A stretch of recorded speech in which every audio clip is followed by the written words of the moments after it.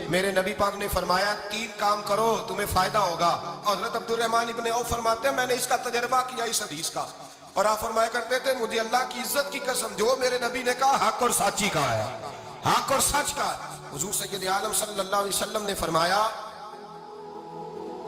صدقہ دینے سے مال کم نہیں ہوتا. صدقہ دینے سے مال جی کیا کرنے سے, یہ وعدہ ہے نبی پاک کا.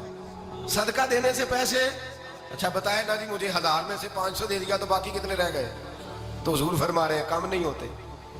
1000 دے دیا تو باقی کتنا بچا, نہیں بھائی میرے محبوب فرماتے ہیں تو اللہ کے رستے میں 1 دے وہ تجھے 700 گنا کر کے واپس عطا فرمائے گا. نبی پاک نے فرمایا صدقہ دینے سے مال کم نہیں ہوتا, اور فرمایا معذرت کرنے سے عزت میں کمی نہیں آتی. معذرت کرنے سے عزت میں کمی, اللہ اکبر, معذرت کرنے سے عزت میں کمی. اور حد کر دی میرے حبیب نے, فرمایا تو رب کی رضا کے لیے عاجزی کر, تیرے نبی کا وعدہ ہے اللہ تجھے عزت عطا فرما دے گا. تو جھک جا اللہ کی رضا, عاجزی اختیار کر, سادگی اختیار کر, سادگی عاجزی کر, تجھے اللہ 2 باتیں اس میں ایک معذرت کر غلطی ہو جائے, اور دوسرا پہلے عاجزی کی بات سنیں. حضرت عمر بن عبدالعزیز بادشاہ تھے, سوئے ہوئے تھے, غلام بھی پاس آرام کر رہا تھا, مہمان بھی آئے تھے. غلام کی ڈیوٹی تھی ہر وقت حضرت کے پاس رہنا. اب سوئے ہوئے دیر ہو گئی, غلام بیچارہ تھوڑا تھوڑا اونگ آتے آتے سو گیا. حضرت چراغ روشن تھا, کچھ لکھ رہے تھے, مہمان بیٹھا تھا, خادم سو گیا. اب چراغ نہ آہستہ آہستہ گل ہو گیا, بجھ گیا. حضرت اٹھے, بوڑھے آدمی تھے, چراغ صحیح کرنے. مہمان کہنے لگے حضور میں نہ کر دوں, میں نہ کر دوں. کہنے لگے نہیں تم مہمان ہو, مہمان سے خدمت نہیں لی جاتی. تو اس نے کہا غلام کو جگائیے. فرمانے لگے ابھی تو بیچارہ سویا ہے اور نیند سے بیدار کر دوں. خود گئے, اس میں تیل دوبارہ ڈالا, بتی ٹھیک کی, جلائی, واپس آ گئے. وہ مہمان, اب بادشاہ کا مہمان بھی تو کوئی بادشاہ ہی ہوگا نا. کہنے لگا حضور آپ اپنے کام خود کرتے ہیں, کیا لفظ ہے, کیا حسن ہے, اور 2 جملوں میں کیا تاثیر ہے. آپ فرمانے لگے ہاں میں اپنے کام خود کرتا ہوں.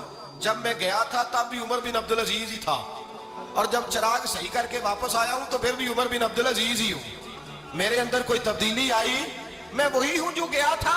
حضرت سیدنا فاروق اعظم رضی اللہ تعالیٰ عنہ فرماتے میں بیٹھا تھا, اور ابھی 3 دن ہوئے تھے نبی پاک صلی اللہ علیہ وسلم کے وصال ظاہری کو. میں بیٹھا ہوا تھا, 2-3 بچیاں آ گئی, اور حضرت ابو بکر صدیق رضی اللہ تعالیٰ عنہ کے سامنے آ کے بیٹھ کے رونے لگے. جناب صدیق اکبر رضی اللہ تعالیٰ عنہ کا بچیوں روتی کیوں ہو؟ تو کہنے لگے آپ خلیفہ بن گئے ہیں. جب سے ہمارے ابا کا انتقال ہوا تھا ہمارا ذریعہ معاش یہ تھا کہ ہم نے بکریاں رکھی ہوئی تھی. آپ روز آتے تھے, بکریوں کا دودھ دھوتے تھے, ہم پی بھی لیتی تھی, بیچ کے گزارا بھی کر لیتی. اب آپ تو خلیفہ بن گئے, کون آیا کرے گا؟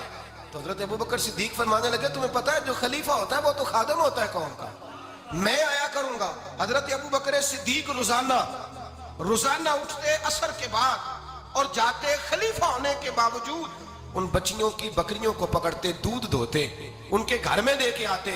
حضرت فاروق اعظم جب بھی دیکھتے تو کہتے ابو بکر تو پیچھے آنے والوں کے لیے رستہ بڑا مشکل کر رہا ہے, بڑا مشکل کر رہا ہے. جگر راہ وفا میں نقش ایسے چھوڑ آیا ہوں, میں جس منزل سے گزرا ہوں وہ اب تک یاد کرتی ہے.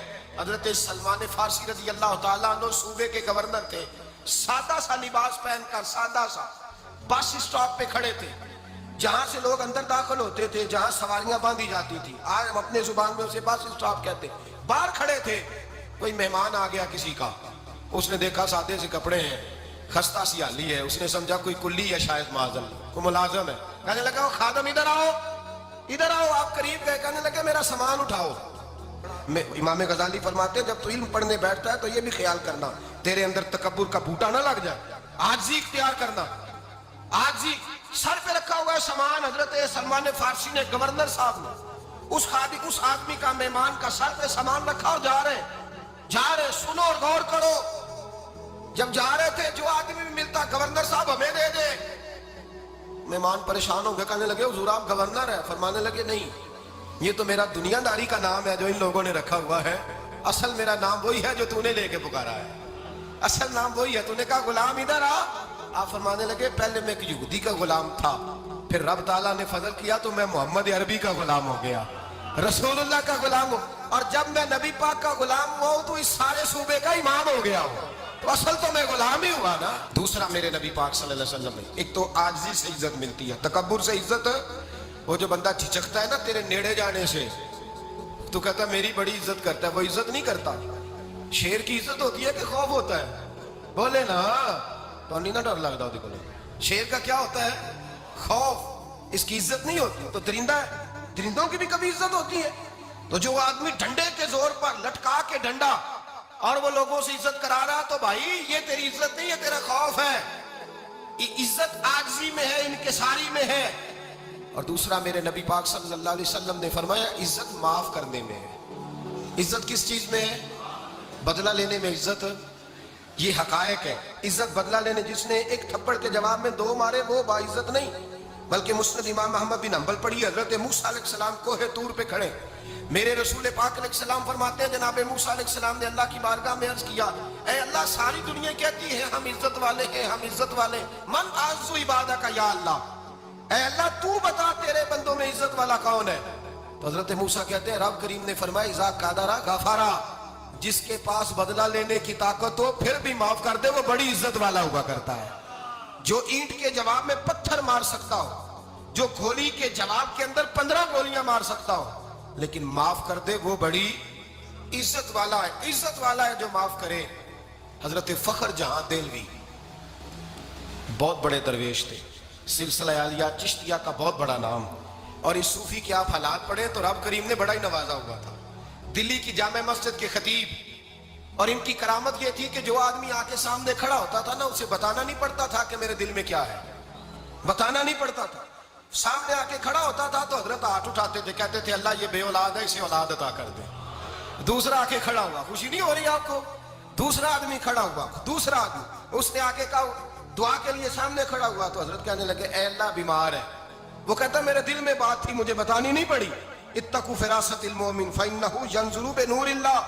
نبی پاک نے فرمایا مومن کی فراست قلبی سے ڈرا کرو، وہ تو اللہ کے نور سے دیکھتا